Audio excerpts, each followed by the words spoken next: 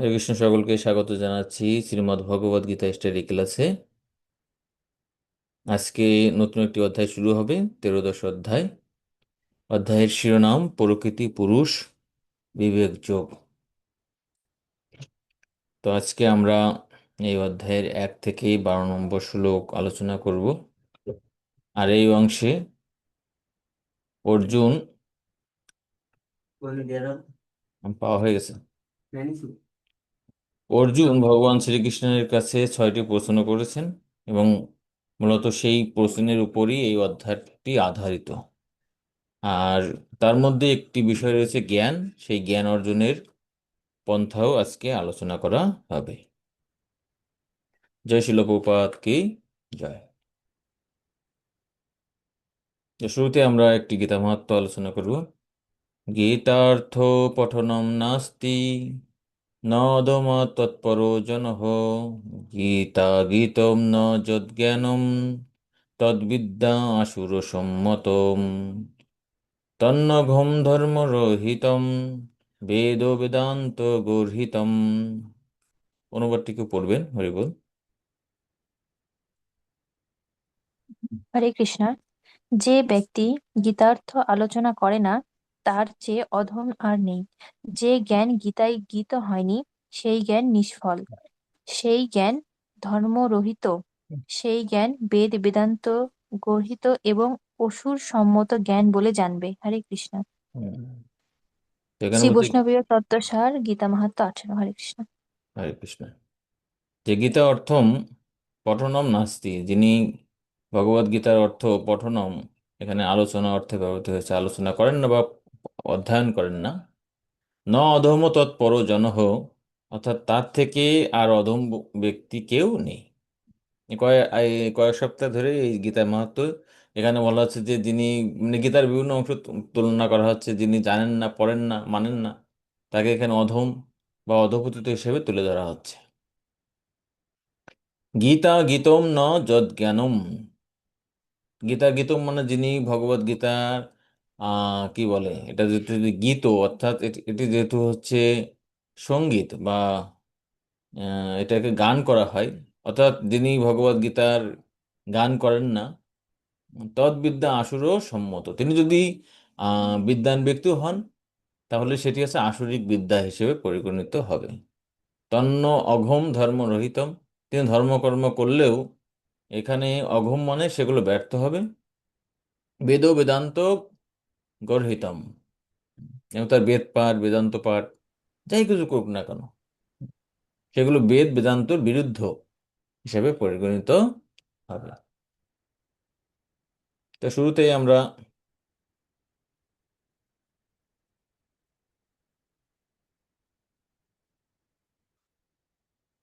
এই অধ্যায়ের সারাংশ নিয়ে আলোচনা করব। তো এখানে একদম প্রথম শ্লোকেই অর্জুন ভগবান শ্রীকৃষ্ণের নিকট 6টি প্রশ্ন করছেন, যে প্রকৃতি কি, পুরুষ কি, ক্ষেত্র, ক্ষেত্রজ্ঞ, জ্ঞান এবং জ্ঞেয়, এ সম্পর্কে প্রশ্ন করছেন। আর ভগবান শ্রীকৃষ্ণ 2 থেকে 7 নম্বর শ্লোকে অর্জুনের যে আহ, প্রথম, সরি, 3, 4 এবং 5 নম্বর প্রশ্নের উত্তর প্রদান করছেন এই 2 থেকে 7 পর্যন্ত। এখানে শুধু লেখা রয়েছে 1, 2, 3, এটা ভুল রয়েছে, যাই হোক।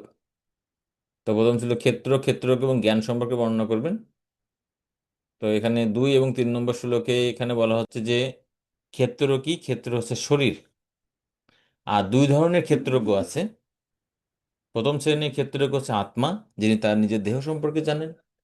আর দ্বিতীয় শ্রেণীর ক্ষেত্রজ্ঞ বা পরম ক্ষেত্রজ্ঞকে, তিনি হচ্ছেন পরমেশ্বর ভগবান শ্রীকৃষ্ণ। আর এই ক্ষেত্র সম্পর্কে, আত্মা সম্পর্কে এবং কৃষ্ণ সম্পর্কে যিনি জানেন তিনিই হচ্ছে কি, বা কৃষ্ণ সম্পর্কে জ্ঞানই হচ্ছে পরম জ্ঞান। যিনি ক্ষেত্র, ক্ষেত্রজ্ঞ, আত্মা, পরমাত্মা সম্পর্কে জানেন, তিনিই হচ্ছে প্রকৃত জ্ঞানী।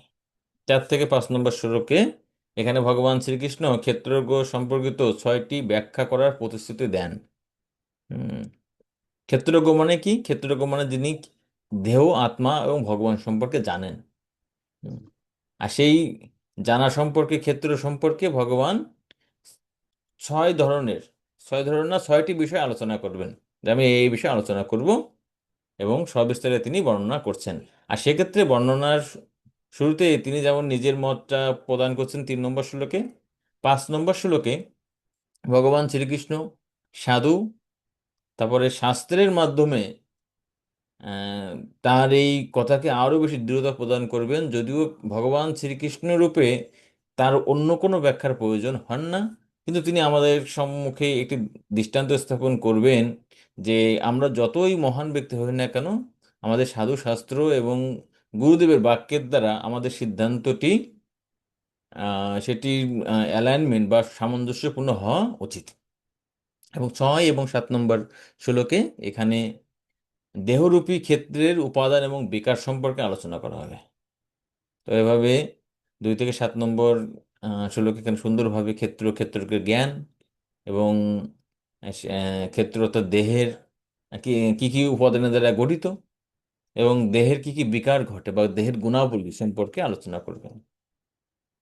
আর 8 থেকে 12 নম্বর শ্লোকে এখানে মূলত অর্জুনের যে পঞ্চম প্রশ্ন ছিল, জ্ঞান কাকে বলে, তো সেই জ্ঞান লাভের পন্থাটি এখানে বর্ণনা করা হচ্ছে। আর এখানে বিনয়, অহংকার শূন্যতা, অহিংসা, ধৈর্য আদি 20টি দিব্য গুণের আলোচনা করা হবে। তো আজকে আমরা মোটামুটি 1 থেকে 12 নম্বর শ্লোক পর্যন্ত আলোচনা করব। আরও অনেকগুলো বিষয় রয়েছে, 13 থেকে 19 পর্যন্ত। এখানে 6 নম্বর প্রশ্ন জ্ঞেয়ম, মানে জ্ঞানের বিষয়, সে সম্পর্কে আলোচনা করা হবে। তো জ্ঞেয়ম কি? জীবাত্মা এবং পরমাত্মাই হচ্ছে জ্ঞাতব্য বস্তু, এবং এখানে সেই পরম জ্ঞেয়ম বা যাকে জানা দরকার সেই পরমাত্মার গুণাবলী সম্পর্কে আলোচনা করা হবে। 20 থেকে 26 নম্বর শ্লোক পর্যন্ত এখানে মূলত 1 এবং 2 নম্বর শ্লোকের এখানে আছে করা হবে, আলোচনা করা হবে। সেটা কি? সেটা আমরা দেখতে পাচ্ছি যে 1 নম্বর প্রশ্ন ছিল প্রকৃতি কি, 2 নম্বর হচ্ছে পুরুষ কি। হুম। জড় প্রকৃতি বা জড় দেহ, এবং পুরুষ বলতে পরমাত্মা বা আত্মা সম্পর্কে আলোচনা করা হবে। এবং প্রকৃতি পুরুষের মধ্যে আত্মা, ভগবান, এর মধ্যে সম্পর্কটা কি? তো পরমাত্মা হচ্ছে প্রকৃত পুরুষ, যেহেতু জীবাত্মা পুরুষ, তিনি হচ্ছে গৌণ পুরুষ, প্রকৃত পুরুষ হচ্ছে পরমাত্মায়। 24 নম্বর শ্লোকে প্রকৃতি পুরুষকে এবং গুণাদিকে অবগত হয়ে মুক্তি লাভ করেন। কিভাবে পুরুষ পরমাত্মাকে, প্রকৃতিকে এবং এই 3 গুণের প্রভাবকে অবগত হওয়ার মাধ্যমে মুক্তি লাভ করা যায় সে সম্পর্কে 24 নম্বর শ্লোকে বলা হয়েছে। এবং 25 এবং 26 নম্বর শ্লোকে এই জড়জগৎকে অতিক্রম করে কিভাবে সে পরম পুরুষকে প্রাপ্ত হওয়া যায় তার পন্থা বর্ণনা করা হয়েছে। 27 থেকে 35 নম্বর শ্লোকে এখানে জ্ঞান চক্ষু সম্পর্কে আলোচনা করা হয়েছে। 27 নম্বর শ্লোকে এখানে বর্ণনা করা হয়েছে যে প্রতিটি জীব, প্রকৃতি এবং পুরুষের সমন্বয়। হুম। কিভাবে জড়া প্রকৃতির মাধ্যমে এবং ভগবানের ইচ্ছায় আহ, জীব এই জড়জগতে আছে সে সম্পর্কে বর্ণনা করছে। তারপরে 28 এবং 31 নম্বর শ্লোকে এই কয়েকটি শ্লোকে জীব, প্রকৃতি এবং পরমাত্মার সম্পর্ক সম্পর্কে কিভাবে আমরা যথাযথভাবে দর্শন করতে পারি সেটা আলোচিত হয়েছে। এবং যদিও এই জীব এই জড়জগতে রয়েছে, হুম, যারা প্রকৃতিতে রয়েছে, এই দেহের মধ্যে আবদ্ধ, তবুও আত্মা এই জড়জগতে কোনো কিছুর সাথে নির্লিপ্ত, মানে লিপ্ত হন না। তিনি স্বতন্ত্র অবস্থায়, নির্লিপ্ত অবস্থায় অবস্থান করেন। আত্মা কখনো জড় কলুষের দ্বারা প্রভাবিত হয় না, সেটি 32 থেকে 35 আলোচনা করা হয়েছে। আর এই সমগ্র বিষয়গুলো উপলব্ধি করা যায় কিসের মাধ্যমে? খালি চোখে না, শাস্ত্র জ্ঞানের মাধ্যমে, উপলব্ধির মাধ্যমে সেটি বোঝা যায়। এজন্য বলছে জ্ঞানচক্ষু।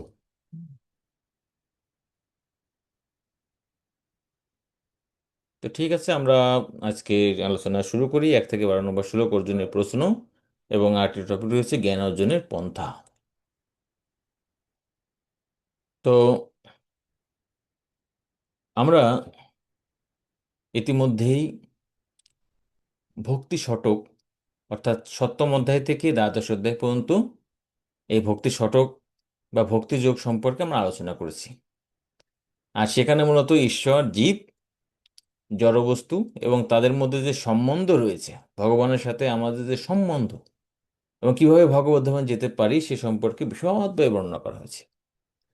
তো প্রথম 6টি অধ্যায়কে বলা হয় কর্মশতক। আর সেখানে আলোচনা করা হয়েছে কিভাবে আমরা কর্মকে ভক্তির সঙ্গে সামঞ্জস্যপূর্ণভাবে চলতে পারি, অর্থাৎ কিভাবে কর্মকে ভক্তিতে রূপান্তরিত করা যায়। আমরা সমস্ত কিছু কর্ম করে সেই কর্মের ফলটা ভগবানকে অর্পণ করার মাধ্যমে আমরা কর্মযোগ সাধন করতে পারি, সে সম্পর্কে আমরা আলোচনা করেছি। এবং এখন আমরা পরবর্তী যে শেষ 6টি অধ্যায় রয়েছে, অর্থাৎ এই 13 অধ্যায় থেকে 18 অধ্যায় পর্যন্ত, এখানে এই অংশকে বলা হয় জ্ঞান শতক। এবং এখানে কিভাবে জ্ঞানকে ভক্তির পথে নিয়ে যাওয়া যায় সে সম্পর্কে মূলত আলোচনা করা হবে।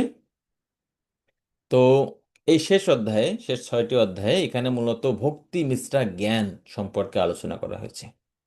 যদিও এখানে ভক্তি আছে, কিন্তু ভক্তির সাথে এখানে মিশ্রিত অবস্থায় আছে জ্ঞান। তাই এই যে ভক্তি মিশ্রা জ্ঞান অথবা কর্ম মিশ্রা ভক্তি, এগুলো হচ্ছে পরোক্ষভাবে ভগবানের ভক্তি করা, কিন্তু সরাসরি ভগবানের সেবা করা, ভক্তি করা, এটা হচ্ছে শুদ্ধা ভক্তি, অনন্য ভক্তি, কেবলা ভক্তি, ঠিক আছে, গুণাতীত ভক্তি। তো সেটি হচ্ছে মোটামুটি 7 থেকে 12 পর্যন্ত আলোচনা করা হয়েছে, কিন্তু এখানে মিশ্র ভক্তি সম্পর্কে বলা হচ্ছে। তো এই 13 অধ্যায়ে ভগবান শ্রীকৃষ্ণ বিস্তারিতভাবে এখানে 3টি বিষয় মূলত আলোচনা করছেন: জড়া প্রকৃতি বা জড়দেহ, আত্মা এবং পরমাত্মা। অন্যভাবে যে প্রকৃতি, পুরুষ, পরমাত্মা বা আত্মা এবং এই জড় জগৎ এবং এর মধ্যে যে সম্বন্ধ, এ সম্পর্কে আলোচনা করেছে। এবং অধ্যায়ের নামটাও দেখলে আমরা বুঝতে পারি, প্রকৃতি মানে জড়া প্রকৃতি, জড়দেহ, পুরুষ জীবাত্মা অথবা পরমাত্মা, আর হচ্ছে বিবেক যোগ, ঠিক আছে, তাদের মধ্যে যে সম্বন্ধ বা বিবেক বলতে এখানে তাদের সম্পর্কিত যে জ্ঞান, ঠিক আছে, এই 3টি বিষয়ে জানাই হচ্ছে কি প্রকৃতপক্ষে জ্ঞান, আমরা আলোচনার মধ্যে দেখব। তো প্রথম শ্লোকে অর্জুন 6টি প্রশ্ন করছে, আমরা প্রথম শ্লোকটি পড়ব। অর্জুন উবাচ প্রকৃতিম পুরুষম চৈব ক্ষেত্রজ্ঞম এব চ এতদ্বেদিতুম ইচ্ছামি জ্ঞানম জ্ঞেয়ম চ কেশবঃ। পড়বেন কেউ?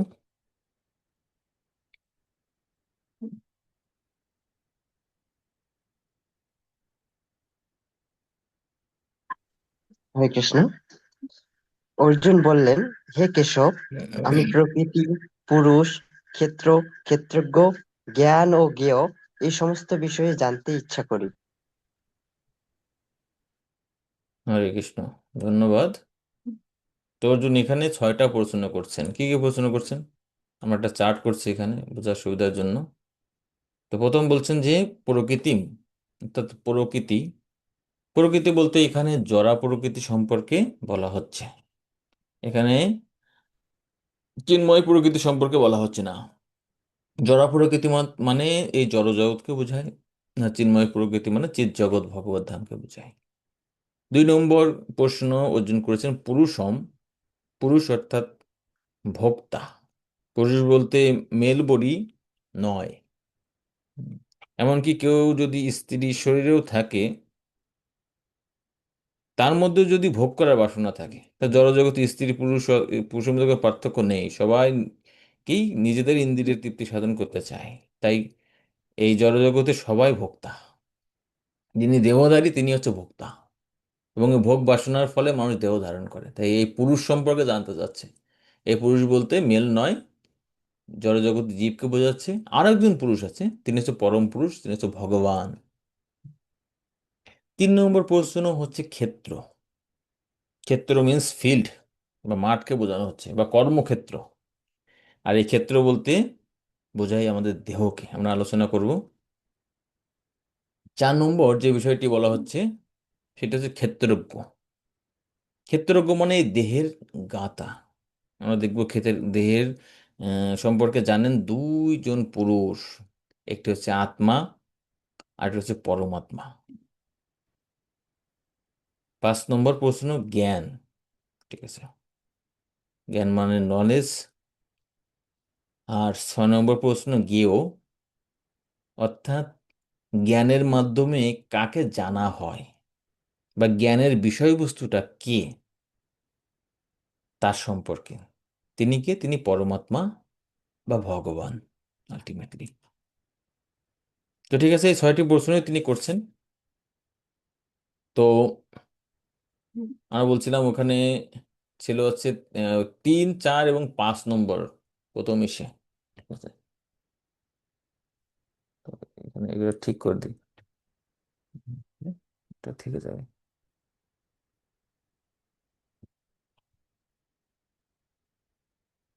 Okay.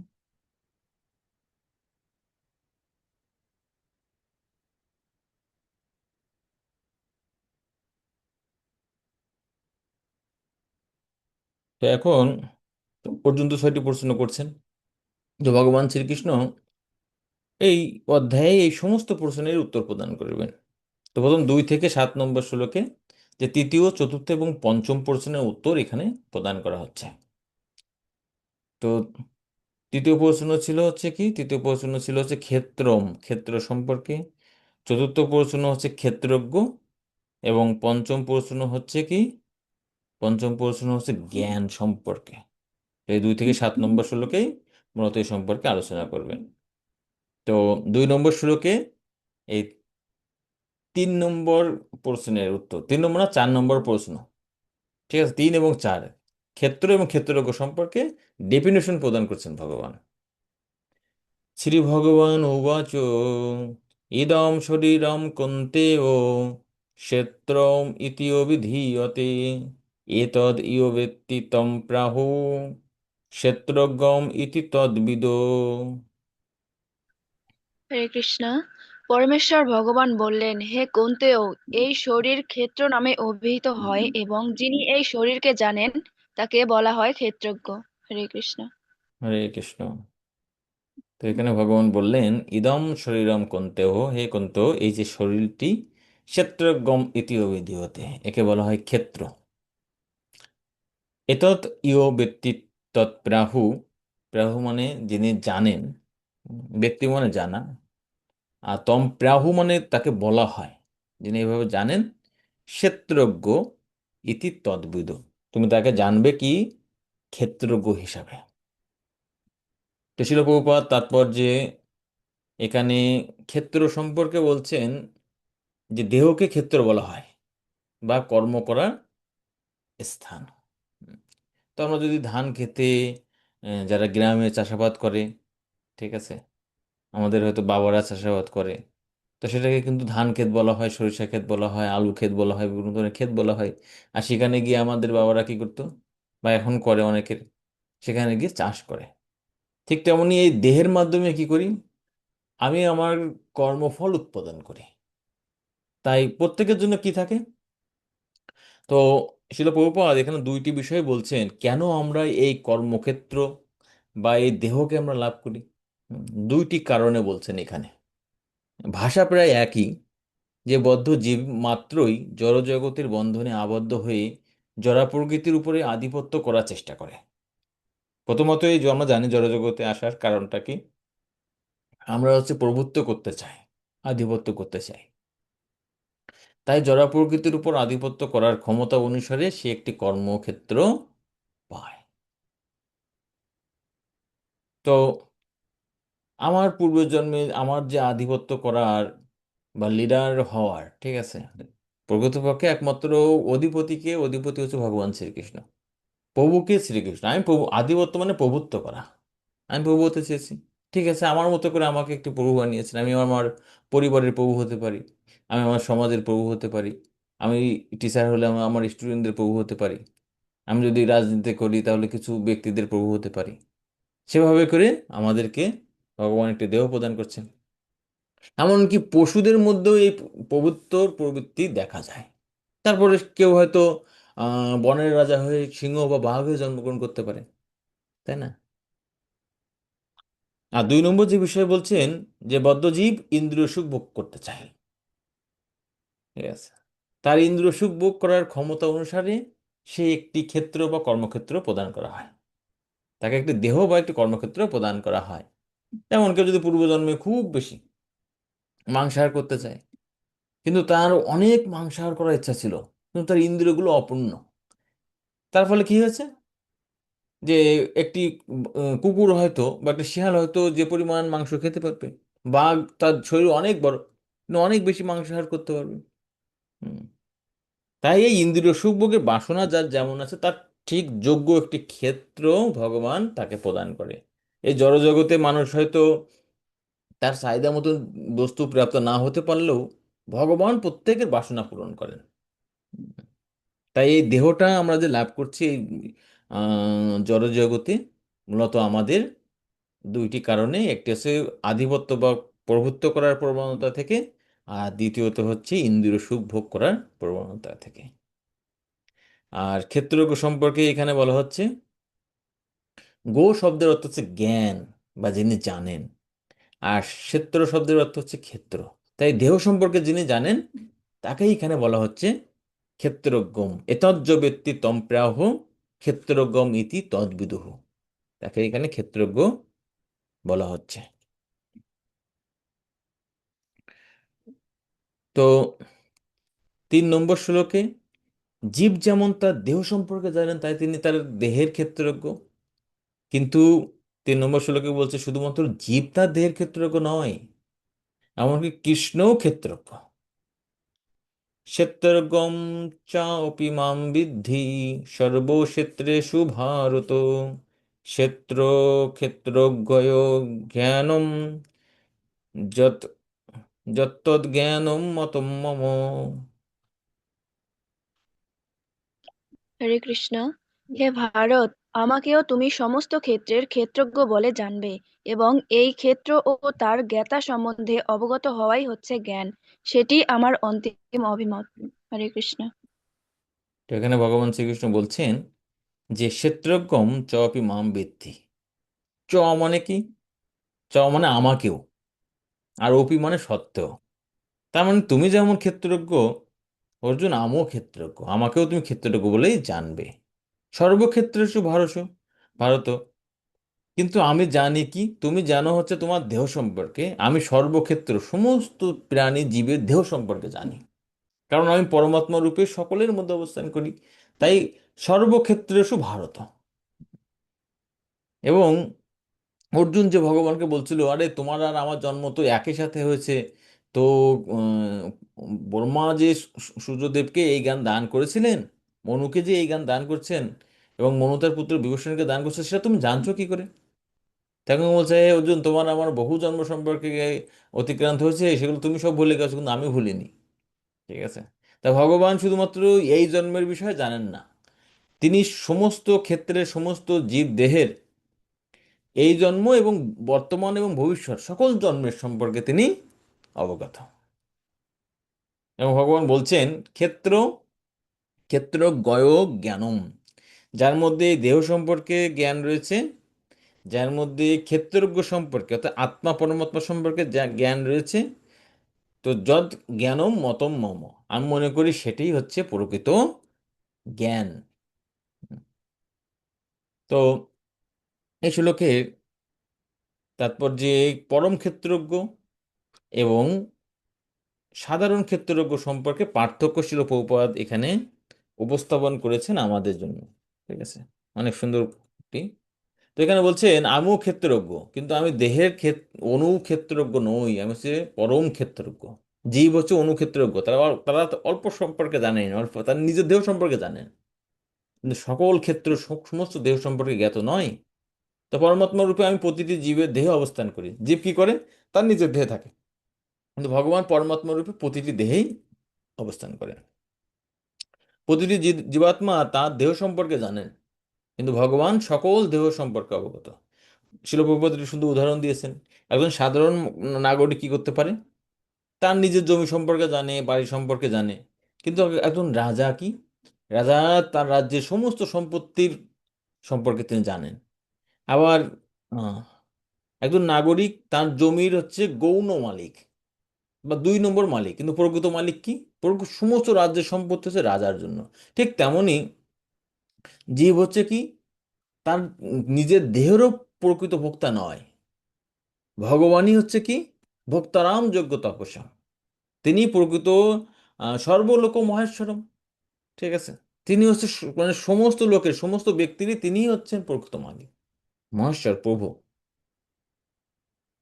জীব তার ইন্দ্রিয়ের নিয়ন্তা, জীবকে আমি আমার হাতটাকে নাড়াতে পারি, কিন্তু ভগবান ঋষিকেশ রূপে সকলের ইন্দ্রিয়ের নিয়ন্ত্রণ। আর জীব কি তার ইন্দ্রিয় দ্বারা ভ্রান্ত বা ভ্রান্তির মধ্যে পড়ে, কিন্তু ভগবান হচ্ছে অভ্রান্ত, ভগবান কখনো বিচলিত হয় না। তো এইভাবে ছিল প্রভুপাদ খুব সুন্দরভাবে এখানে বর্ণনা করেছেন। এবং যে প্রকৃত জ্ঞান, সব জ্ঞান কি, জ্ঞান হচ্ছে ক্ষেত্র ক্ষেত্রজ্ঞ এবং ক্ষেত্র ক্ষেত্রজ্ঞের মধ্যে যে সম্পর্ক। ঠিক আছে, এই জড় জগৎ, আর একটা জায়গায় আছে যে জীব জগৎ এবং জগদীশ, এই সম্পর্কে এই তিনটা বিষয় মিলে হচ্ছে প্রকৃত জ্ঞান। কিন্তু শুধুমাত্র জীব সম্পর্কে জ্ঞান থাকলে সেটাকে জ্ঞান, পূর্ণাঙ্গ জ্ঞান বলেন না, সেটা জ্ঞান কিন্তু পূর্ণাঙ্গ জ্ঞান নয়।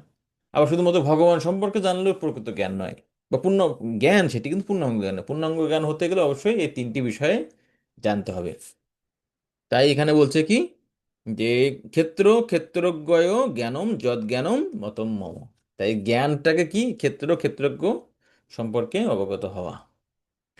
তো ক্ষেত্র এবং ক্ষেত্রজ্ঞ সম্পর্কে ভগবান শ্রীকৃষ্ণ এই 4 নম্বর শ্লোকে তিনি ভবিষ্যতে মানে এই অধ্যায়ে 6টি বিষয়ে আলোচনা করবেন। ঠিক আছে, তাই সেই বিষয়ে কি কি বিষয়ে আমরা অনেক সময় যে ক্লাসের শুরুতে বলি না, আমরা আজকে এই বিষয়ে আলোচনা করব।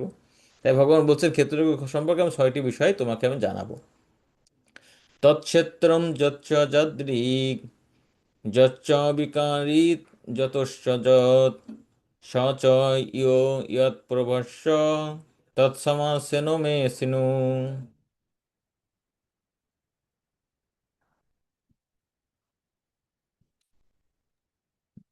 হরে কৃষ্ণ। সেই ক্ষেত্র কি, তার গঠন কি প্রকার, তার বিকার কি, তা কার থেকে উৎপন্ন হয়েছে, সেই ক্ষেত্রজ্ঞের স্বরূপ কি এবং তার প্রভাব কি, সে সব বিষয়ে সংক্ষেপে আমার কাছে শ্রবণ করো। হরে কৃষ্ণ। হরে কৃষ্ণ। এখানে বলছেন তৎক্ষেত্রম, সেই ক্ষেত্রটা কি, যচ্চ যাদৃক, হুম, তার কিভাবে গঠন হয়েছে, যচ্চ বিকারী, তার কিভাবে বিকার হয়েছে বা গুণাবলী সম্পর্কে, যতস্ব, যতস্ব মানে যতস্ব যৎ, সেটি কার থেকে উৎপন্ন হয়েছে। তো তারপর বলছে স চ যো যৎ প্রভাব, তার স্বরূপটা কি, সরি, এখানে যৎ মানে হচ্ছে তার হচ্ছে এই স্বরূপ, আর এখানে হচ্ছে যৎ চ প্রভাব, যৎ প্রভাব মানে হচ্ছে তার প্রভাব কি। তৎসমাসন মে সিনু, সে 6টি বিষয় এখানে বলছে। তো আমরা এখানে একটা চার্ট করে দিছি। হুম, আপনারা এগুলো স্ক্রিনশট দিয়ে রাখতে পারেন, এগুলো আপনাদেরকে কাজে দিবে পড়ার ক্ষেত্রে। যে প্রথম প্রশ্ন হচ্ছে যে যচ্চ, শরীরের গঠন কি সেটা 6 নম্বর শ্লোকে আলোচনা করা হবে। আর শরীরের গুণাবলী হচ্ছে 7 নম্বর শ্লোকে আলোচনা করা হবে, দুইটি বিষয়। তারপরে হচ্ছে শরীরে কি কি পরিবর্তন হয়, সেটা 7 নম্বর শ্লোকে এবং 20 নম্বর শ্লোকে আলোচনা করা হয়েছে। আর যত মানে শরীরের উৎসটা কি, সেটা আছে 6 নম্বর, 21, 22 এবং 30 নম্বর শ্লোকে আলোচনা করা হয়েছে। আর শরীরের ঘাতার পরিচয়, সেটা হচ্ছে 14 থেকে 18 এবং 23 নম্বর শ্লোকে আলোচনা করা হয়েছে। আর শরীরের গাতার ক্ষমতা কি, ঠিক আছে, মানে পরমাত্মার ক্ষমতা কি, সেটা 14 থেকে 18 নম্বর শ্লোকে আলোকপাত করা আছে। এই হচ্ছে 6টি প্রশ্ন। আর এর উপরে কি ভগবানের অ্যান্সার নির্ভর করছে। সমস্ত অ্যান্সারগুলো চলে আসবে। তো 4 নম্বর শ্লোকে শ্রীকৃষ্ণ আহ, এই যে বিষয়গুলো ক্ষেত্র ক্ষেত্রজ্ঞ সম্পর্কে, ঠিক আছে, তিনি তার মত কিন্তু উপস্থাপন করেছেন। তবে অর্জুন যদি বিস্তারিতভাবে জানতে চান, তাহলে তিনি বলছেন এই 5 নম্বর শ্লোক অর্থাৎ পরের নম্বর শ্লোকে তিনি বলবেন যে এই জ্ঞান সম্পর্কে ভগবান বলছেন আমি তোমাকে সংক্ষেপে বলবো।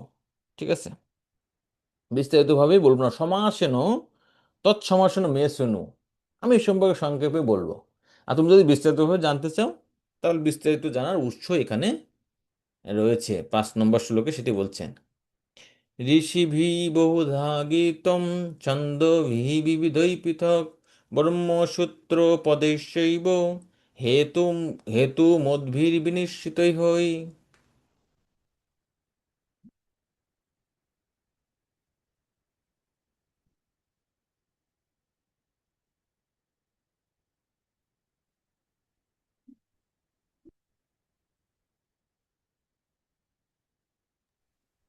হরে কৃষ্ণ।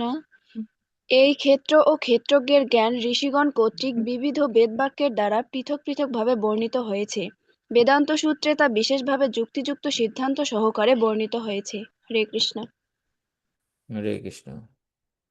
তো কি কি ভাবে আমরা এই ক্ষেত্রজ্ঞ সম্পর্কে জানতে পারি? বলছে ঋষিদের কাছ থেকে আমরা জানতে পারি। তো শিল প্রভুপাদ তাৎপর্য এখানে বলছেন যে পূর্বে বহু বহু আচার্যরা, শিক্ষকেরা, তারা ভগবান কি, জীবাত্মা কি, জড়জগৎ কি, পরমাত্মা কি, তার সঙ্গে আমাদের যে সম্পর্কটাকে সে সম্পর্কে এখানে বর্ণনা করা হয়েছে। যেমন এখানে উল্লেখ করা হয়েছে পরাশর মুনির পরাশর সংহিতাতে, এখানে সে সম্পর্কে বর্ণনা করা আছে। আরো অনেক মহর্ষিরা রয়েছে, ঠিক আছে, সে সম্পর্কে এখানে শিল প্রভুপাদ বলছেন ঋষিদের কাছ থেকে জানা যায়। ঋষিবি বহুদা, অনেক অনেক মুনি ঋষি আছে। বহুধা গীতম ছন্দভি বিবিধই পৃথক, পৃথক পৃথক ছন্দ বা বেদের মধ্যে রয়েছে, ঠিক আছে। তো বলছেন তার মধ্যে কি সর্বশ্রেষ্ঠ কোনটা? যদি বিভিন্ন ধরনের দর্শন রয়েছে, আস্তিক দর্শন 6টি রয়েছে, তার মধ্যে ব্রহ্ম দর্শন বা ব্রহ্মসূত্র পদেশ চৈব, চৈব শব্দের মাধ্যমে এখানে নিশ্চিত করা হয়েছে যে বিভিন্ন দর্শনের মধ্যে ব্যাসদেব যে বেদান্ত সূত্র রচনা করছেন সেখানে এই বিষয়ে আরো বেশি জানা যায়। হেতুম মদ্ভি বিনিশ্চিতই, ঠিক আছে, যুক্তিযুক্ত সহকারে সেই সমস্ত বিষয়গুলো উপস্থাপন করা হয়েছে। তো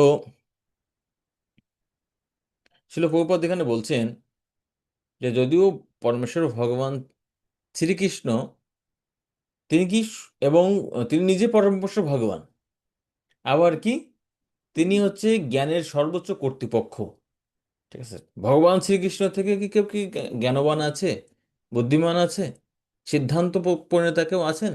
না, কেউ নেই, কারণ সমস্ত বেদ বেদান্তের উৎসই হচ্ছে ভগবান শ্রীকৃষ্ণ।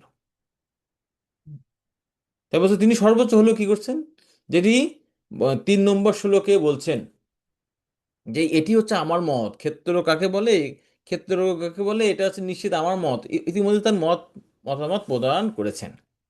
তবুও তিনি তার বক্তব্যের সমর্থন করার জন্য দুটি অতিরিক্ত কর্তৃপক্ষ, এখানে সাধু এবং শাস্ত্র থেকে প্রমাণ উপস্থাপন করেছেন। সাধু মানে কি? সাধু মানে বলছে ঋষিবি বহু বহুদাগিতম, বহু বহু ঋষিরা এ সম্পর্কে বলছেন। আর শাস্ত্র সরম বলছে ছন্দ্রভি বিবিধই পৃথক, পৃথক পৃথক ছন্দে বা বৈদিক শাস্ত্রে সে সম্পর্কে বর্ণনা করছেন। হ্যাঁ, তো এখানে বলছেন গুরুর ভূমিকায় সাধু, শাস্ত্র এবং গুরুকে, অর্জুনকে এখানে গুরু রূপে ভগবান শ্রীকৃষ্ণ সাধু শাস্ত্রের উপযুক্ত উক্তি প্রদান করেন, যা সত্য জ্ঞানের বৈধতাকে স্বীকার করে। তাই যে কোনো বিষয়, যে কোনো জ্ঞান যদি সাধু, শাস্ত্র এবং গুরুর বাক্যের দ্বারা যদি নিরূপিত না হয় সেটি প্রকৃতপক্ষে বৈধ জ্ঞান নয়। জ্ঞান হতে পারে কিন্তু সেটি সেখানে অবৈধ জ্ঞান। তাই ভগবান এখানে দৃষ্টান্ত স্থাপন করছেন, আমরা যাই কিছু বলি না কেন সেটা অবশ্যই জানো, বা আমরা যা কিছু মানি না কেন সাধু শাস্ত্র এবং গুরুর বাক্যের দ্বারা নিরূপিত হয়, যেটা এই শ্লোকে এবং তাৎপর্য শিল প্রভুপাদ ব্যক্ত করেছেন। ছিল বলদেব বিদ্যাভূষণ এবং ছিল প্রভুপাদও এই শাস্ত্রের কিছু রেফারেন্স এখানে প্রদান করা হয়েছে, যেখানে এই আত্মা, পরমাত্মা এবং জড়জগৎ, জড় প্রকৃতি, জড়দেহ, তাদের মধ্যে সম্পর্ক সম্পর্কে বলা হয়েছে। তার মধ্যে সুন্দর একটি বিষয় যে বেদান্ত সূত্রের একটি সূত্র রয়েছে, যে যেটি হচ্ছে তৈত্তিরীয় উপনিষদের, ঠিক আছে, 2:5:1 বলা হয়েছে যে এখানে 5 রকম পুরুষের বর্ণনা করা হয়েছে, ঠিক আছে। অন্নময় পুরুষ, প্রাণময় পুরুষ, মনোময় পুরুষ, জ্ঞানময় পুরুষ এবং আনন্দময়, ঠিক আছে, ব্রহ্মপুত্র প্রতিষ্ঠা 5টা। তো ছিল প্রভুপাদ এখানে সুন্দর ব্যাখ্যা প্রদান করছে, আর ছিল বলদেব বিদ্যাভূষণের ব্যাখ্যাটা আমরা এখানে নিয়েছি। দুইটি বিষয় এই করলে আপনার এই তাৎপর্যের অংশটা পড়ার সময় উপলব্ধি করতে পারবেন। পুরুষ বা চেতনার 6 ধরনের প্রকাশ রয়েছে। তো প্রথমে বলদেব বিদ্যাভূষণের যে বিষয়টা আছে এটা থাকতে লাগুক, আমরা ছিল প্রভুপাদের তাৎপর্য যেটি রয়েছে, যদি আমি সেটি সেলারে দিইনি, আপনারা বইতে এখানে পাবেন। প্রথম হচ্ছে অন্নময় স্তরের জীব উপলব্ধি করতে পারে, বা যে কোনো স্তরের জীব, যেমন সাধারণ যে জীবরা রয়েছে তারা শুধুমাত্র খাবার নিয়েই ব্যস্ত, মানে খাইতে পারলে তারা সন্তুষ্ট, তারা অন্য কোনো বিষয় নিয়ে চিন্তা করে না। চেতনার এই স্তরটাকে কি বলা হয়? অন্নময় স্তর। দ্বিতীয় স্তরে রয়েছে, সেটি হচ্ছে প্রাণময়। প্রাণময় স্তরে কি হয়? যে জীব অন্নের মধ্যে পরমেশ্বর ভগবানকে উপলব্ধি করার পর প্রাণের লক্ষণ তার মধ্যে প্রকাশিত হয়। তিনি উপলব্ধি করতে পারে যে না, আমি শুধুমাত্র খাবার খাবো না, আমি যে দেহ ধারণ করছি তার কারণ কি আমার মধ্যে নিশ্চয়ই একটা আত্মা আছে, বা জীবন বলে কিছু একটা আছে, সেটাকে তিনি উপলব্ধি করতে পারেন। আর জ্ঞানময় স্তর কি, সরি মনোময় স্তর। তো মনোময় স্তর মানে কি? এই এই স্তরে তিনি চিন্তা, অনুভূতি এবং ইচ্ছা আহ, করতে পারেন, তার হচ্ছে মানে চিন্তা ভাবনা করতে পারেন যে কোনটা ভালো মন্দ, এই স্তর। তো এই তিনটি স্তরকে এখানে বলা হচ্ছে যে অন্নময়, প্রাণময় এবং মনোময় হলো জড় দেহ, জড় যা দেহ বা ক্ষেত্র গঠন করে। অন্নময়, প্রাণময়, মনোময় স্তর দ্বারা এই দেহ গঠিত হয়। আমার বর্তমান কলিযুগে কি, যে অন্নগত প্রাণ, আমরা না খেয়ে থাকতে পারি না, এই জন্য উপবাসের সময় আমরা বিবিধ জিনিস আমরা কি করি, আহার করি। আর জ্ঞানময় স্তরটা কি? জ্ঞানময় স্তর হচ্ছে কি চিন্তা, অনুভূতি এবং ইচ্ছা পর্যন্ত। আর এই স্তরে আমরা ব্রহ্ম উপলব্ধি করতে পারি, ঠিক আছে, তিন গুণকে অতিক্রম করতে পারি। আর জ্ঞানময় পুরুষকে, জ্ঞানময় পুরুষ হচ্ছে জীবাত্মা, যে ক্ষেত্র বা দেহের ভোক্তা, সে হচ্ছে ক্ষেত্রজ্ঞ।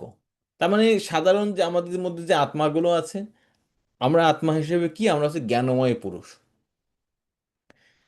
তো আমরা জ্ঞানময় পুরুষ তখন হতে পারি যখন আমরা আহ, আত্মা এবং দেহের মধ্যে পার্থক্য এবং পরমাত্মা ও ভগবান সম্পর্কে আমরা বুঝতে পারি সাধারণভাবে, তখন হচ্ছে সেটা হচ্ছে জ্ঞানময় স্তর। কিন্তু আমি যদি ওই অন্নময়ের মধ্যে শুধুমাত্র খাবার নিয়ে চিন্তা করি, ও আমার মধ্যে কিছু একটা আছে, আমি শুধুমাত্র মানসিক জল্পনা কল্পনা করতেছি, তাহলে তিনি কিন্তু সেই জ্ঞানময় স্তরে নন। আর এর থেকে ভিন্ন কি, আনন্দময় পুরুষ বা আনন্দময় স্তর। আর এই আনন্দময় পুরুষ কি, শিরপ্রপাত বলছেন, বেদান্ত সূত্রে বলা হচ্ছে আনন্দময় অভ্যাসাৎ। ঠিক আছে, ভগবান তিনি হচ্ছে স্বয়ং আনন্দ স্বরূপ, আনন্দ বিগ্রহ। ঠিক আছে, যিনি স্বয়ং পরমেশ্বর ভগবান, তিনিও ক্ষেত্রজ্ঞ। তাই এভাবে বেদে এই সত্যকে খুঁজে পাওয়া যায়। মানে ভগবান যে বলছে না যে ছন্দ ভি বিবিধই পৃথক, এবং তারপর বলছে ব্রহ্মসূত্র পদই, এই যে অংশটি এটা হচ্ছে ব্রহ্মসূত্রের একটি সূত্র।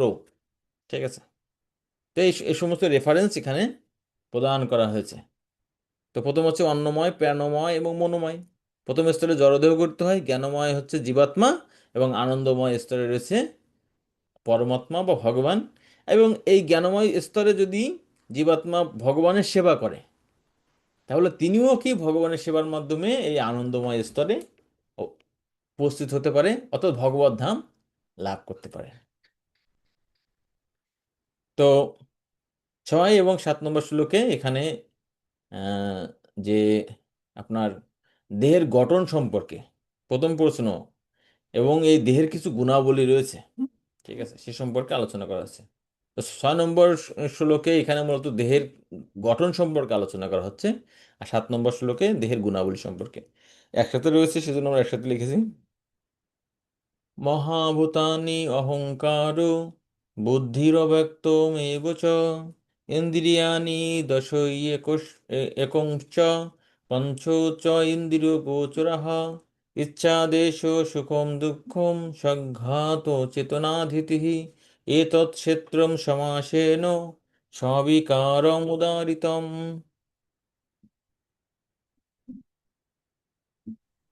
হরে কৃষ্ণ। পঞ্চম পঞ্চমহাভূত অহংকার, বুদ্ধি, অব্যক্ত, 10 ইন্দ্রিয় ও মন, ইন্দ্রিয়ের 5টি বিষয়, ইচ্ছা, দেশ, সুখ, দুঃখ, সংঘাত, অর্থাৎ পঞ্চমহাভূতের পরিমাণ পরিণাম রূপ দেহ, চেতনা ও ধৃতি, এই সমস্ত বিকারযুক্ত ক্ষেত্র সংক্ষেপে বর্ণিত হলো। হরে কৃষ্ণ। সমাসীন মানে সংক্ষেপে বর্ণনা করা হচ্ছে।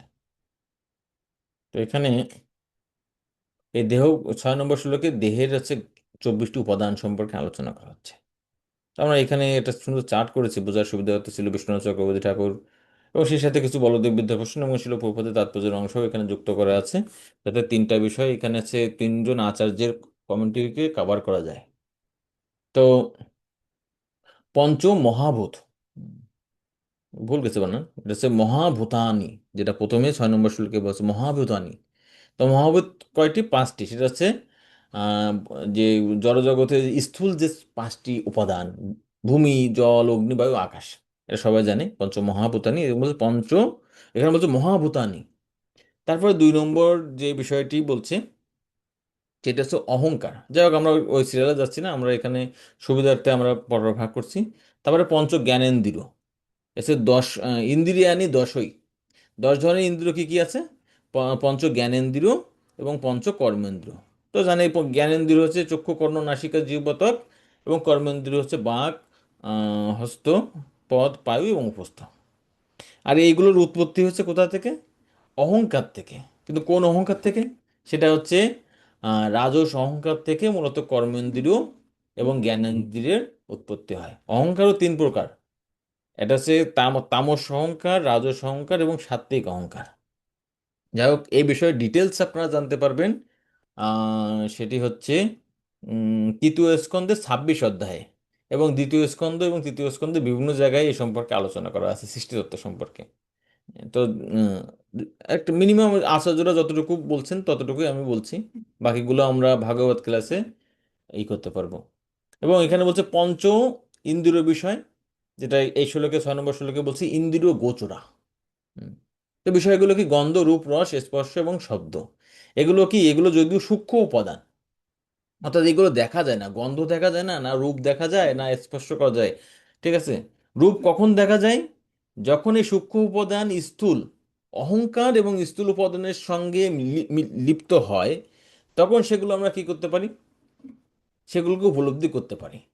তাই যদিও এগুলো সূক্ষ্ম, কিন্তু স্থূল, স্থূল উপাদান স্থূল ইন্দ্রিয়ের মধ্যে, ঠিক আছে, কর্মেন্দ্রিয়ের মাধ্যমে বা জ্ঞানেন্দ্রিয়ের মাধ্যমে সেগুলো প্রকাশিত হয়। এগুলো হচ্ছে ইন্দ্রিয় গোচরা বা ইন্দ্রিয়ের বিষয়। এবং অন্যান্য 4টি বিষয় রয়েছে 6 নম্বর শ্লোকে বলছে এখানে। যেমন এখানে হচ্ছে মন সম্পর্কে বলা হচ্ছে, যেটি হচ্ছে একই, দশ একই। তো এই একাদশতম ইন্দ্রিয় কোনটি? সেটা হচ্ছে মন। আর মনটা উৎপত্তি হয় কোথা থেকে? সেটিও অহংকার থেকে, কিন্তু সেটি সাত্ত্বিক অহংকার থেকে। আর এই শ্লোকে এখানে বুদ্ধি সম্পর্কে বলা হচ্ছে, বুদ্ধি অর্থাৎ জ্ঞান, কিন্তু এই বুদ্ধি বলতে এখানে মহৎ তত্ত্বকে বোঝানো হচ্ছে। ঠিক আছে, মহৎ তত্ত্ব। আর অহংকার সম্পর্কে বলা হচ্ছে, তার মানে মন, বুদ্ধি, অহংকার, এই এই অহংকারটা মূলত বলা হচ্ছে তামস অহংকার। হুম। অহংকার 2 প্রকার, একটা হচ্ছে মিথ্যা অহংকার। মিথ্যা অহংকার মানে আমি এই দেহ, দেহ সম্পর্কিত বিষয়বস্তু হচ্ছে আমার, এটি হচ্ছে মিথ্যা অহংকার। তাই মিথ্যা অহংকার পরিত্যাজ্য, কিন্তু সত্য অহংকার আমি কৃষ্ণ দাস, এটা গ্রহণীয়। এবং আলটিমেটলি বলছে অব্যক্ত, অর্থাৎ প্রধান। হুম।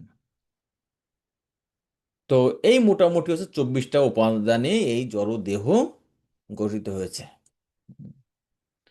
তো এই জড় দেহে থাকার ফলে 7 নম্বর শ্লোকে বলছে এখান থেকে কি হয়, কিছু কিছু গুণাবলী দেহে প্রকাশিত হয়, সেটা ইচ্ছা, দেশ, সুখম, দুঃখম।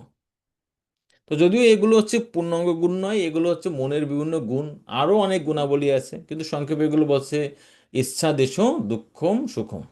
ভালো কিছু পেলে ইচ্ছা হয়, খারাপ কিছু ঘটলে আমার খুব রাগ হয়। হ্যাঁ, সুখ হলে আনন্দ হয়, আবার দুঃখ হলে আমি হচ্ছে অখুশি হয়ে যাই। এগুলো পূর্ণাঙ্গ গুণ নয়, এগুলো অন্যান্য গুণের প্রতিনিধিত্ব করছে, আরো অনেক গুণ সেখানে রয়েছে। আর এই যে 24টি উপাদান এবং এই উপাদানগুলো সমন্বিতের ফলে আত্মা যখন উপস্থিত হয়, এ ধরনের কিছু বিকার এখানে কিন্তু সাধিত হয়। তাই এখানে বলছে কি, যে সংঘাত চেতনাধীতি, সংঘাত অর্থ হচ্ছে এই সবকিছু মিলেই হচ্ছে এই জড় শরীর। ঠিক আছে, মিশ্রণে, সবকিছুর মিশ্রণে হচ্ছে জড় শরীর। চেতনা বলতে জ্ঞানের দ্বারা গঠিত মানসিক ক্রিয়া। ঠিক আছে, আমি সংকল্প, বিকল্প, আমি চিন্তা করছি, ভাবছি, এই সব কিছু হচ্ছে চেতনা। আর লাস্টে বলছে ধীতি, ধীতি বলতে ধৈর্য বা অধ্যবসায়কে বলা হচ্ছে। তো যাই হোক, এগুলো বিষয় হচ্ছে একটু বোঝা একটু কঠিন। আমরা যে বিষয়টি এখানে এসে আলোচনা করলাম, যে এই যে কিভাবে জড়দেহের গঠন রয়েছে এবং এই জড়দেহের যে সমস্ত গুণাবলী রয়েছে, বিকার রয়েছে, সে সম্পর্কে 6 নম্বর এবং 7 নম্বর শ্লোকে আলোচনা করা হয়েছে। তো এখানে বলা হচ্ছে যে ভগবান শ্রীকৃষ্ণ এখন পঞ্চম প্রশ্নের উত্তর আরো বিস্তারিত হয়ে বলবেন। ঠিক আছে। তো পঞ্চম প্রশ্নটা কি ছিল? পঞ্চম প্রশ্ন হচ্ছে জ্ঞানম, জ্ঞান সম্পর্কে। হুম। তো তা হলো এই যেমন জ্ঞানটা কি আমরা আগে আলোচনা করছি, জ্ঞান হলো দেহ, আত্মা এবং পরমাত্মার জ্ঞান। তবে সেই জ্ঞান অর্জনের আসল প্রক্রিয়া নম্রতা থেকে শুরু হয় এবং সদ্গুণাবলী বিকশিত হয়। তো পরবর্তী 5টি শ্লোকে ভগবান শ্রীকৃষ্ণ সাধু ব্যক্তির, ঠিক আছে, সাধু চরিত্রের কিছু গুণাবলী বর্ণনা করবেন, যার মাধ্যমে আত্মা ক্ষেত্রজ্ঞ নিজেকে জড় দেহ থেকে মুক্ত করতে পারে। 6 এবং 7 নম্বর শ্লোকে জড় দেহের কথা বর্ণনা করা হচ্ছে এবং তারপরেই ভগবান 8 থেকে 12 পর্যন্ত এমন জ্ঞানের কথা বলছেন যে জ্ঞানগুলো আমরা যদি অনুশীলন করতে পারি, কি করতে পারি, আমরা জড় জগতের বন্ধন থেকে মুক্ত হতে পারি। তাই জড় দেহের কথা যেমন বলছেন, বন্ধনের কথা যেমন বলছেন, আর মুক্তির উপায় হিসেবে 8 থেকে 12 নম্বর শ্লোকে জ্ঞান অর্জনের প্রক্রিয়া সম্পর্কে বর্ণনা করছেন। তো যাই হোক, আমরা ডিটেলস আলোচনা করব না, আমরা একটু সংক্ষেপে আলোচনা করার চেষ্টা করবো, আমাদের সমাজ যেহেতু সীমিত হয়ে আসছে। তো একসাথে রয়েছে শ্লোকগুলো, আমরা শ্লোকগুলো আর পড়ছি না, আপনারা একটু অনুবাদটাকেও পড়বেন। হরে কৃষ্ণ।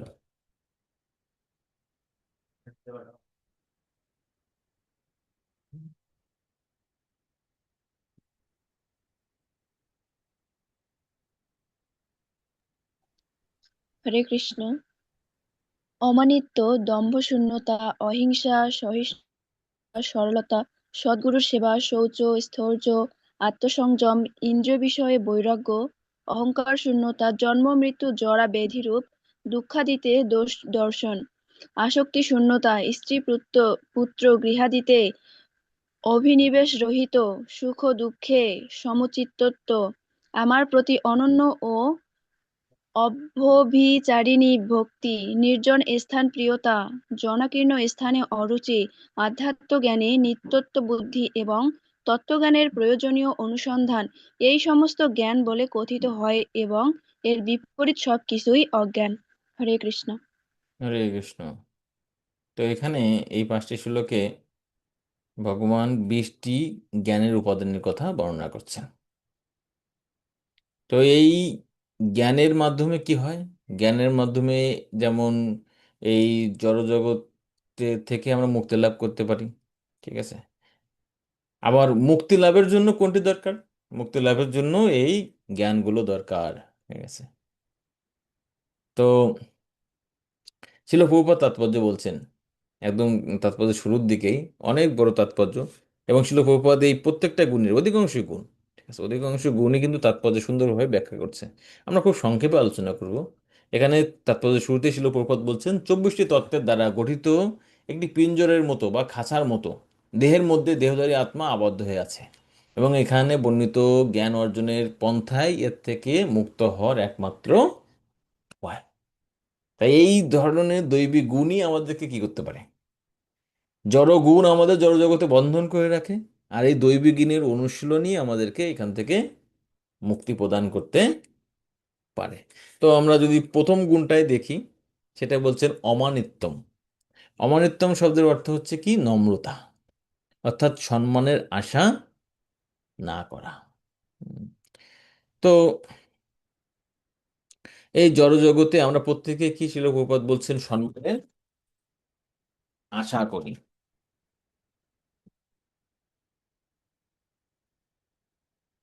তো যখন আমরা সম্মানের আশা করি, তখন কি, কেউ যদি আমাদের কোনো কটু কথা বলে বা খারাপ কথা বলে, আমরা কিন্তু তার দ্বারা বিচলিত হয়ে যাই।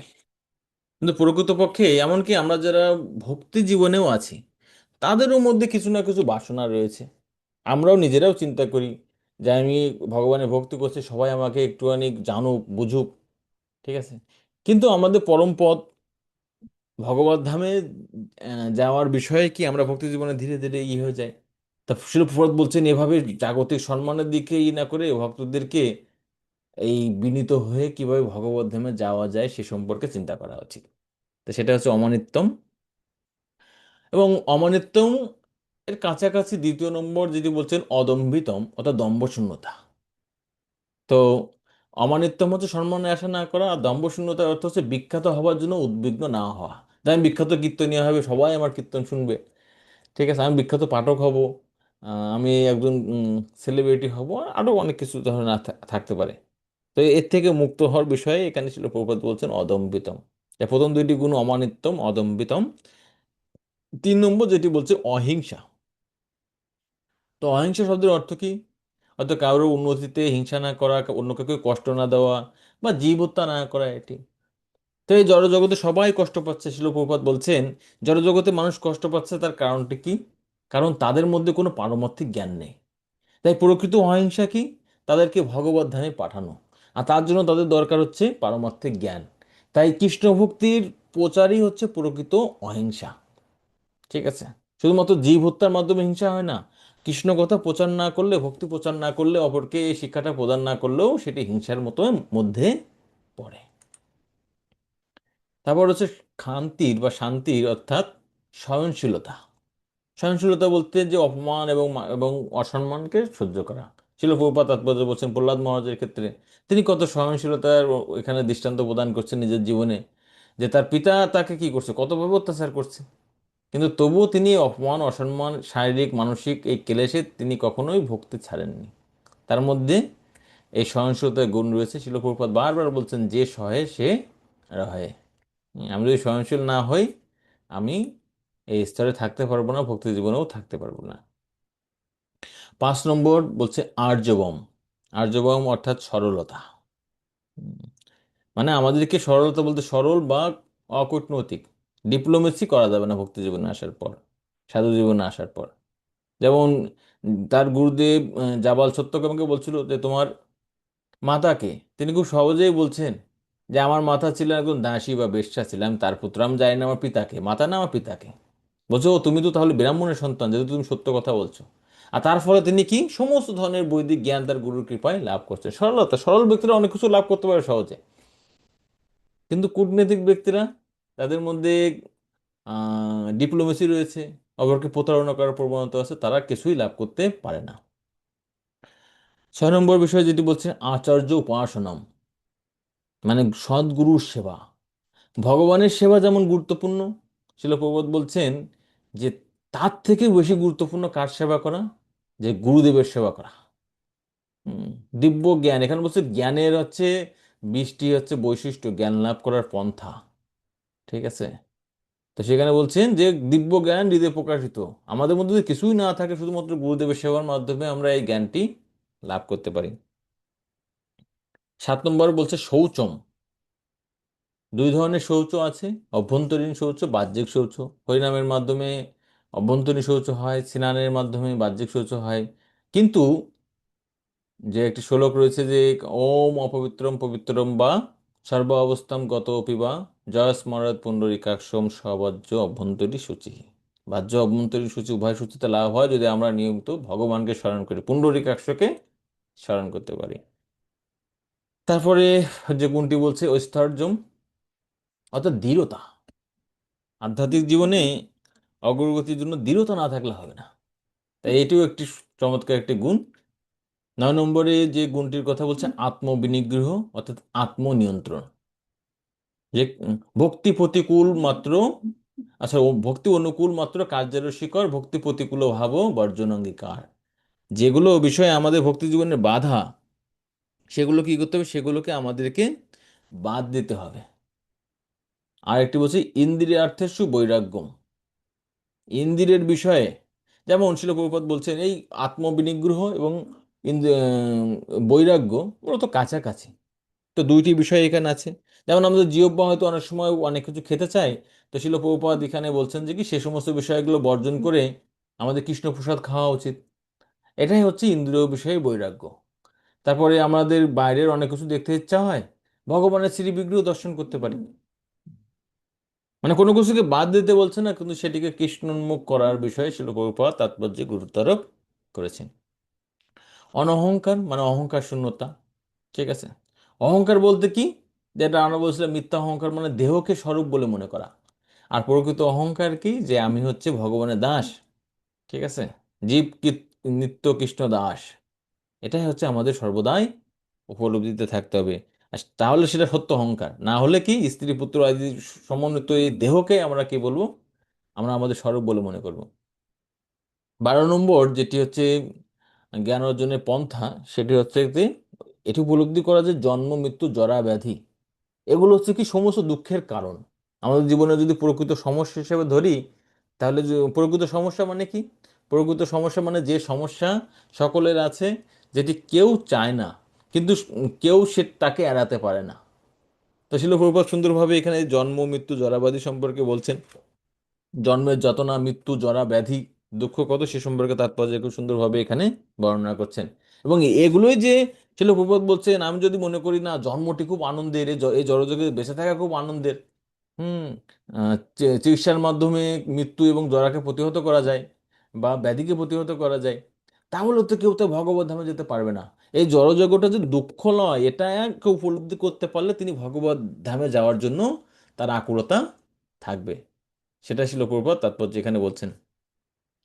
তারপরে 13 এবং 14-তে এখানে প্রায় কাছাকাছি রয়েছে আসক্ত অনসঙ্গ অনভিসঙ্গ পুত্র দ্বার গৃহা আদিশু, অর্থাৎ স্ত্রী পুত্রতে আসক্তি শূন্যতা। ছিল প্রভুপাদ বলছেন যে এইখানে অশক্তি বলতে যে পরিবারের প্রতি সমাজের প্রতি তিনি দায়িত্ব পালন করবেন না এমন নয়, কিন্তু তিনি কর্তব্যবোধে করবেন যাতে তিনি অতিরিক্ত আসক্ত না হয়ে যান। সেজন্য এখানে এই স্ত্রী পুত্র দিতে আসক্তি শূন্য হতে হবে এবং অনভিসঙ্গ পর পুত্র দ্বারও গৃহ আদেশ, স্ত্রী পুত্র উদাসীন্য। হুম, মোটামুটি কাছাকাছি গুণ সম্পর্কে বলছে। তো এখানে বলছেন যে গৃহে থেকেও স্ত্রী পুরুষ স্বামী স্ত্রী তারা যদি কি করতে পারে, যদি কৃষ্ণ ভক্তি করে। শিল প্রভুপাদ এখানে 4টি বিষয় বলছেন। আমার তাৎপর্য এই বিষয়টি খুব ভালো লাগছে যে হরে কৃষ্ণ মহামন্ত্র কীর্তন করা, কৃষ্ণ প্রসাদ গ্রহণ করা, ভগবদ গীতা এবং শ্রীমদ্ ভাগবত অধ্যয়ন করা এবং শ্রী বিগ্রহ অর্চনা করা। বলছি এই 4টি বিষয় যদি কেউ যদি গৃহে থেকে করে তাহলে আর তার গৃহত্যাগ করার দরকার নেই। কিন্তু যদি গৃহে যদি কৃষ্ণ ভক্তির প্রতিকূল হয় তাহলে তার গৃহত্যাগ করতে হয়। যেমন শিল প্রভুপাদ কি করছে, যতদিন পর্যন্ত তার স্ত্রীর কথা শুনছে থাকছেন, ভাগবত বিক্রি করে যখন বিস্কুট কিনে আনছে, চা কিনে আনছে, তিনি বলছে ব্যাস এনাফ ইজ এনাফ। প্রভুপাদ তখন ত্যাগ করে তিনি সংসার ত্যাগ করে সন্ন্যাস গ্রহণ করছেন।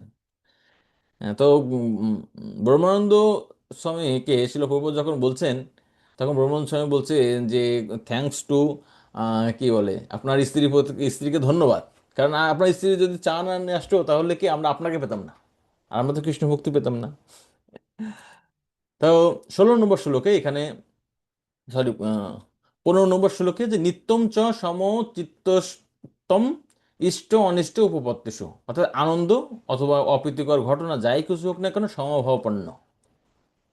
16 নম্বর শ্লোকে বলছেন আমার প্রতি অনন্য অব্যভিচারিণী ভক্তি, মই চ অনন্য ভাবেন ভক্তির অব্যভিচারিণী, আমার প্রতি অনন্য, ঠিক আছে, কজলেস ডিভোশন অ্যান্ড এখানে বলছেন যে অব্যভিচারিণী, ঠিক আছে, মানে যে অপ্রতিহতা ভক্তি, ঠিক আছে।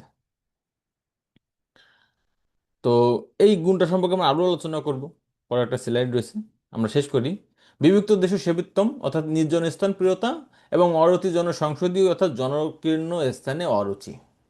তো এই দুইটার যে থিমটা বলা হচ্ছে যে নির্জন স্থান মানে তিনি গুহায় থাকবেন, বনে একা একা থাকবেন এমন নয়, তিনি জনসঙ্গ ত্যাগ করে জাগতিক সঙ্গ ত্যাগ করে ভক্ত সঙ্গে অবস্থান করবেন, ঠিক আছে। 19 নম্বর শ্লোক এই 18 পর্যন্ত মূলত হচ্ছে ভক্তদের গুণ সম্পর্কে আলোচনা করা হচ্ছে এবং সাথে সাথে জ্ঞানীদের গুণ সম্পর্কে আলোচনা করা হচ্ছে। একই সাথে জ্ঞানীদের জন্য আরো 2টি গুণ রয়েছে 19 এবং 20 নম্বর শ্লোকে, যে অধ্যাত্ম জ্ঞান নিত্যোত্তম, অধ্যাত্ম জ্ঞানে তিনি নিত্য বুদ্ধি অনুভব করবেন, জাগতিক সাহিত্য সম্পর্কে বা গেজেট সম্পর্কে তার রুচি থাকবে না, আর তত্ত্বজ্ঞানার্থ দর্শনাম তত্ত্বজ্ঞানের প্রতি তিনি অনুসন্ধান করবেন, ঠিক আছে। তো এই হচ্ছে এগুলোকেই বলা হচ্ছে কি, এগুলোকে বলা হচ্ছে যে জ্ঞান বলা হচ্ছে, যে এতৎ জ্ঞানম ইতি প্রোক্তম, এই 20টি উপাদানকে বলা হচ্ছে জ্ঞান। আর অজ্ঞানম যদত অন্যথা, এবং আর যা আছে সবগুলো হচ্ছে কি অজ্ঞান। তো শিল প্রভুপাদের এই কোটেশনটি পড়ে আজ শেষ করবো। এখানে শিল প্রভুপাদ বলছেন, কেউ একদম পড়েন তারপর যে শেষ অংশটুকু। হরে কৃষ্ণ।